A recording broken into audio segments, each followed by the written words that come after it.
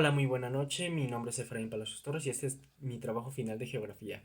Estamos en México, exactamente en el continente americano, y tenemos dos fronteras continentales, una que es con Estados Unidos y otra con Guatemala y Belice. Y tenemos dos fronteras oceánicas, una que está al este con el Mar Caribe en el Océano Atlántico y la otra al oeste con el Océano Pacífico. La evolución del pensamiento geográfico. Primero comenzamos con Hiparco de Nicea. Dividió el día en 24 horas, introdujo los conceptos de latitud y longitud y la precesión de los equinoccios. Luego Humboldt, que se considera el padre de la geografía moderna, impulsa la biogeografía. Y luego Emmanuel Kant. Él la describe como la disciplina sinóptica que sintetiza los conocimientos de las otras ciencias referentes al espacio. Luego Carl Ritter explica la interacción e influencias en el medio físico con la vida del hombre. Luego Friedrich Ratzel es considerado como el padre de la geografía humana, relaciona la influencia del medio natural con la distribución del hombre. Luego Emmanuel de Lamartone, que establece los principios metodológicos de los estudios geográficos y es considerado el padre de la geografía moderna. Luego tenemos el sistema de información geográfica del siglo XX. Aparecen los sistemas de información geográfica y luego el posicionamiento global a finales del siglo XX, que son sistemas de posicionamiento global como GPS, Google Earth y Google Maps. La geografía contribuye al bienestar de la humanidad ya que ayuda y mejora el aprovechamiento de los recursos naturales, el mejoramiento de las condiciones de vida de los pueblos y el desarrollo del sentimiento nacional. Tenemos la utilidad de las coordenadas geográficas que se utilizan en coordenadas de longitud y latitud. Y estas son para definir las ubicaciones relativas de los objetos y lugares de un área determinada. Y luego tenemos la utilidad de las mapas, que es una representación plana y reducida sobre la superficie terrestre y sirve para entender nuestro entorno, además de conocerlo y cuidarlo. Además, son la única manera de dar a la causa de algo que parece surgir de la nada como una epidemia. Tenemos la utilidad de conocer el interior del planeta. Es importante conocer lo que hay en el interior del planeta de la Tierra para comprender muchos aspectos externos que ocurren y lo que tenemos en el interior de nuestro planeta. Tenemos la corteza terrestre, que es la capa externa de la Tierra y tiene una profundidad que va desde los 70 kilómetros aproximadamente. Dentro de la corteza terrestre entramos a la corteza oceánica, la parte más delgada sobre la que se sitúa el océano, y la corteza continental, la más gruesa. Luego tenemos el manto. Se trata de una capa más gruesa de la Tierra con profundidad de hasta 2.890 kilómetros. El manto se divide en dos partes, la superior y la inferior. Está formado por rocas y lo hacen sólido y a la vez dúctil debido a las altas temperaturas de su interior. Tenemos el núcleo, que es la parte más interna del planeta y se encuentra en el centro de la estructura interna de la Tierra. Se caracteriza por sus altas temperaturas y todavía a día de hoy se sigue estudiando su composición. Son importantes ya que ahí se pueden encontrar dos recursos importantes para el ser humano como el petróleo, ya que se utiliza como fuente de energía transportable, y el agua. Gracias a los acuíferos, además de con su composición, determina cómo va a ser el suelo y cómo va a ser su riqueza mineral y ayuda a la agricultura en determinadas zonas. Tenemos las teorías de placas, que tenemos la teoría de Werner, que propuso que los continentes en el pasado geológico estuvieron unidos en un supercontinente. Luego de la teoría de Holmes, que fue el primer científico en comprender las implicaciones mecánicas y térmicas de la convección del manto, lo que llevó finalmente a la aceptación de la tectónica de placas. Luego la teoría de Hess, que propuso el material del manto terrestre ascendiente y llega al suelo marino, ahí se acumula y se forma nueva corteza oceánica. Esa corteza se mueve lentamente alejándose de la cordillera. Tenemos la última teoría, que es la teoría de concentración terrestre. Sostiene que a causa del enfriamiento del manto se producen fracturas en la corteza terrestre por donde sale nuevo material que forma montañas y cordilleras paralelas a la costa litoral. Tenemos la localización de placas. Tenemos la localización africana, que cubre el continente africano en su totalidad y se extiende hacia el océano a su alrededor, excepto en su zona norte. La placa antártica cubre la Antártida por completo, extendiéndose luego de los océanos circundantes a lo largo de casi 17 millones de kilómetros cuadrados. La placa arábiga, que se encuentra debajo de la península arábiga y parte del llamado Oriente Próximo. Luego la placa de Cocos, que subyace al océano Pacífico, región de la costa occidental de América Central y justo al lado de la placa del Caribe. Luego la placa de Nazca, ubicada debajo del Océano Pacífico Oriental frente a las costas de Perú, Ecuador y Colombia, así como las regiones del centro y norte de Chile. Luego la placa de Fuca, que está ubicada al lado del costado occidental de la placa norteamericana, en las costas del Pacífico de los estados de California, Oregon, Washington y Columbia Británica. Está junto a la placa de Cocos y la placa de Nazca. Tenemos la placa Caribe, que se ubica en la región caribeña al norte de Sudamérica y al centro de Centroamérica. Abarca una porción continental centroamericana como Guatemala, Belice, Honduras, Nicaragua, El Salvador, Costa Rica, Panamá y el estado mexicano de Chiapas, así como la totalidad de las islas Caribe.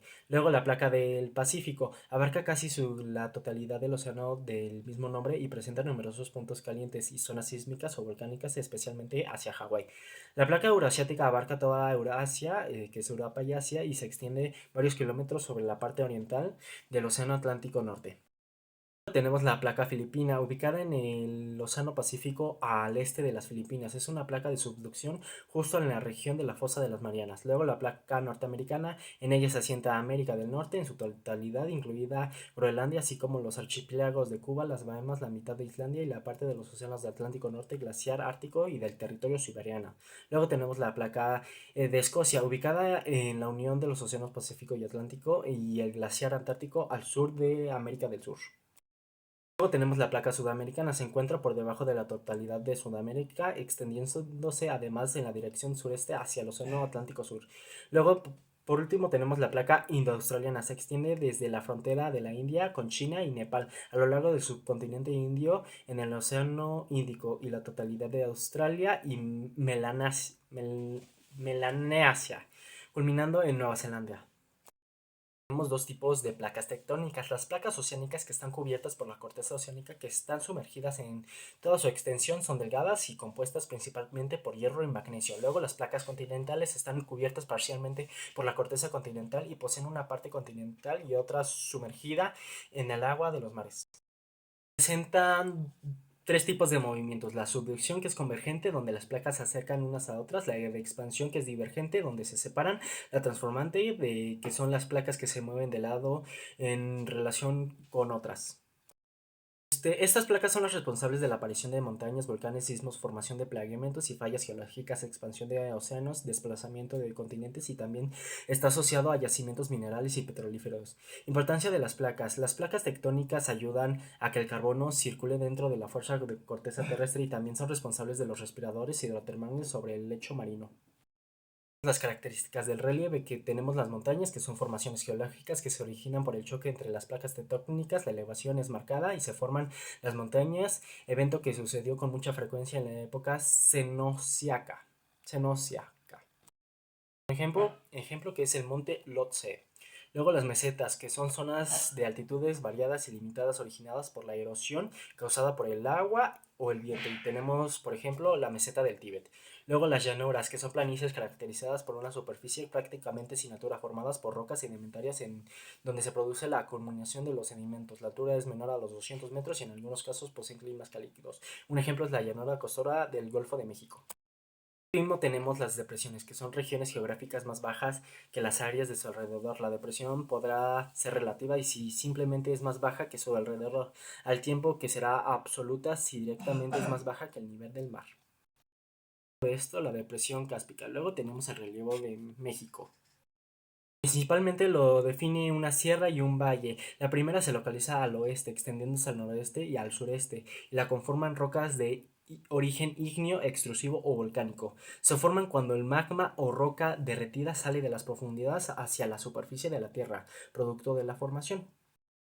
Es el ejemplo de la llanura costera del Pacífico y la llanura costera del Golfo.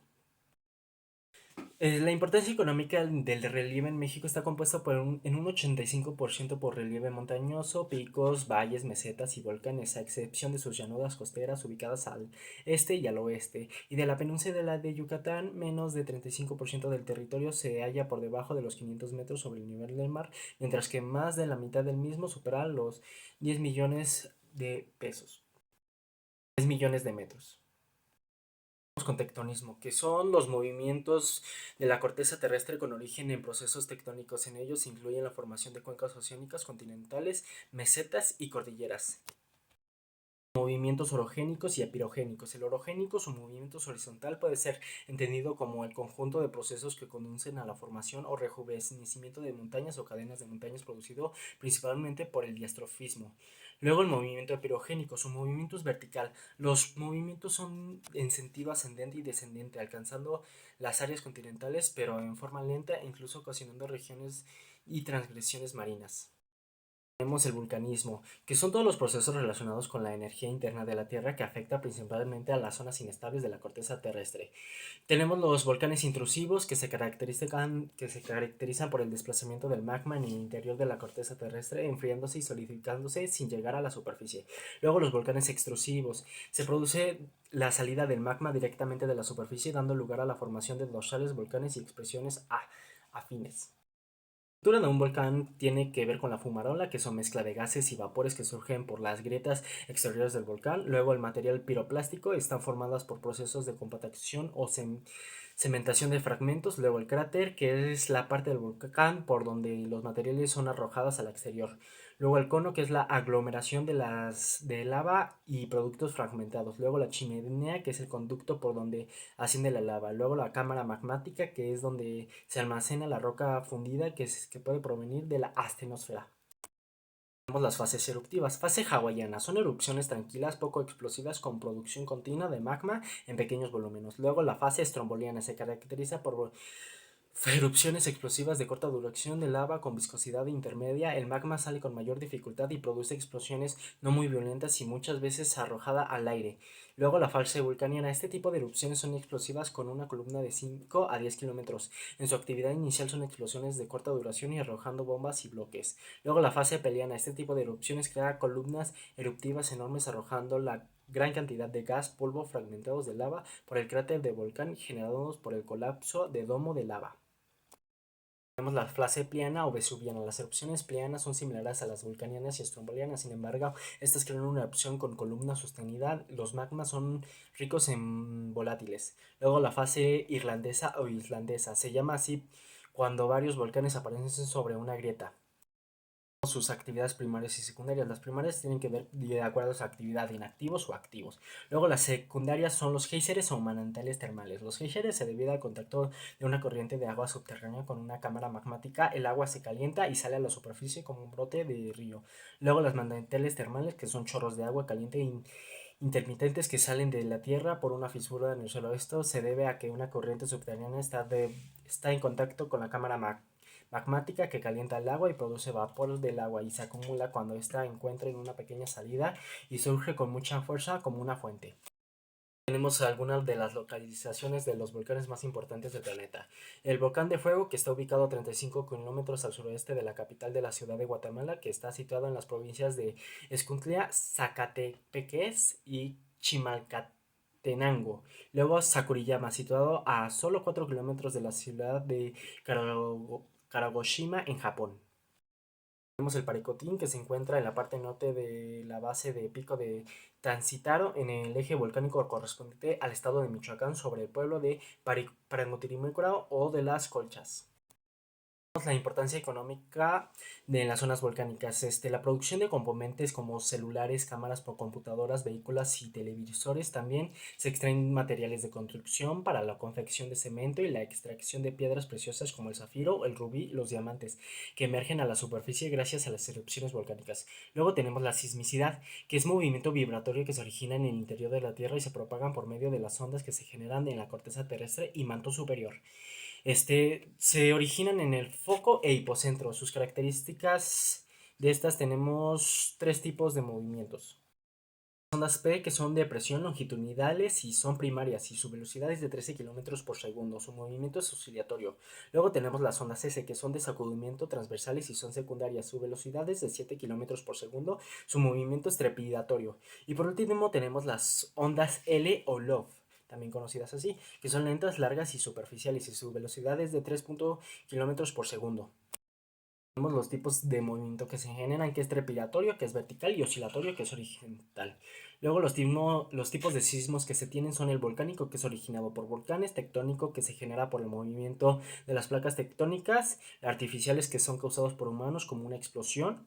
Luego el hundimiento, cuando el interior de la corteza se ha producido la acción erosiva de las aguas subterráneas, va dejando un vacío, el cual termina por ceder ante el peso de la parte superior. Los sismos tenemos tres tipos. La escala de Mercalli, que estas se miden de acuerdo a los daños a instalaciones y se asemejan por grados. Luego la escala Richter, que se mide de acuerdo a la energía liberada del hipocentro. Luego la escala de momento, esta se corrige en errores de altas intensidades y se maneja desde magnitudes mayores a 6.9. Las consecuencias de los movimientos sísmicos es que hacen daño y pueden derrumbar edificios y sacudir calles y destrozarlas. Luego tenemos las aguas oceánicas, caracterizadas por físicas y químicas. Las químicas son salinidad, clorinidad y acidez, que es el pH, básicamente. Luego las físicas que tenemos es densidad, que es la cantidad de sales. Luego la temperatura que varía por latitud y su temperatura varía de 1 a 2 grados. Luego el color, que varía por profundidad y salinidad. Luego la fosforescencia, que es presencia de plancton que tiene fósforo. Luego las características del relieve subterráneo, que son que estas tiene trincheras, que son zanjas en zonas de subducción, talud continental, que llega a la profundidad de 300 metros, además de contar con la región peleágica y de la presencia de dorsales con una región abismal que mide 4 millas. Las mareas, las olas y las corrientes marinas. Las mareas pueden ser vivas o muertas y son de movimientos periódicos de ascenso y descenso que son provocados por las fuerzas de atracción del Sol y la Luna. Luego las olas, que son de olas de oscilación y traslación, etcétera. Tenemos movimientos que son movimientos superficiales ondulatorios producidos por el viento. Luego las corrientes marinas, que es el cambio de temperatura, que pueden ser frías o cálidas. En el mundo pueden ser de polo a ecuador y de ecuador a polo. Un ejemplo es Yoshibo, que es cálida, y la corriente de Perú, que es fría. Importancia económica. Tiene una gran importancia económica y sirven para la pesca, la extracción del petróleo, de gas. Luego tenemos las aguas continentales, que aquí importa mucho el ciclo hidrológico. La importancia es que gracias a este se forma el agua dulce y ayuda a los ecosistemas naturales y la regulación del clima. El agua está en continuo movimiento a través del cambio que efectúa en sus tres diferentes estados: sólido, líquido y gaseoso. Los ríos, por etapas. La etapa de juventud, que hace sus primeros kilómetros de recorrido, son corrientes rápidas y dependientes en forma de V. Luego la etapa de madurez, que son pendientes suaves, forman valles, es navegable y es la etapa de explotación de río. Luego la etapa de senectud, que son pendientes suaves con depósitos arenosos, presencia de desembocadura y corriente lenta. Luego las desembocaduras, que son de barra, delta y estuario. Y luego vertientes. Exorreica. Sus aguas no se desembocan en el mar, sino en algún sistema de agua estancada como lagos o lagunas. Luego la endorreica. Sus aguas terminan vertiendo sus aguas en el mar. Luego la reica. Sus aguas no llegan a los lagos ni a mares, sino que se evaporan o se filtran en el terreno seco. Lago, que es una masa de agua continental superficial sin movimiento. Algunos de los cuerpos de agua son temporales. Se forman en depresiones creadas por una gran variedad de procesos geológicos. Sus movimientos tectónicos, la acción de los glaciares, mares o desacados o cráteres de volcanes. Luego las aguas subterráneas. Está debajo de la tierra, en las grietas y los huecos del suelo y la arena. En las rocas está de agua y se mantiene en acuíferos, se descarga en lagos o arroyos. Son que se almacena en poros de subsuelo y grietas de las rocas, formando depósitos denominados acuíferos. Luego tenemos los glaciares, que es una gran masa de hielo comprimida que se forma durante el transcurso de miles de años. Luego se puede obtener el del agua marina, sal y de mesa, además de poder generar energía. Atmósfera, que sus características son de densidad, aumento o disminuyo de volumen, se contrae o se ensancha, temperatura, transparencia, diatermencia, sonido, transparencia, movilidad. La troposfera, que aquí ocurren los fenómenos meteorológicos. Luego la estratosfera, que es la capa de ozono. La mesósfera, que desaparece el vapor del agua. La ionosfera, que aquí están las auroras boreales. Y la exósfera, que transición de la Tierra al espacio. Tenemos las características del clima, que son acuosos, que hay mucha agua, humedad, que hay cantidad de vapor, de agua, presencia en el aire, que es de gaseosa líquido, y la presencia de lluvia. Precipitación. La importancia de Köppen. Se basa en la vegetación natural, tiene una clara relación con el clima, por lo que los límites entre un clima y otro se establecieron teniendo en cuenta la distribución de la vegetación. La conclusión, la geografía a través de los años ha evolucionado hasta convertirse en una ciencia que nos ayuda a comprender y cuidar mejor nuestro hogar, además de saber su historia sobre cómo se forman los valles, volcanes, acuíferos y cómo está conformado nuestro planeta territorialmente. También nos enseña el proceso hidrológico, cómo es el movimiento de placas y de los mares junto con los fenómenos que llevan las placas como el vulcanismo y sismicidad. Los geógrafos manejan que son los mapas y coordenadas para ayudarse a ubicar en un fenómeno que ocurrió en algún lugar como por ejemplo una enfermedad. La geografía que presencia conocer todo nuestro ambiente natural y social desde una perspectiva integrada. Esta mirada nos permite hacer un uso más eficiente de los limitados recursos que nos rodean. Todo por hoy. Muchas gracias. Buenas noches.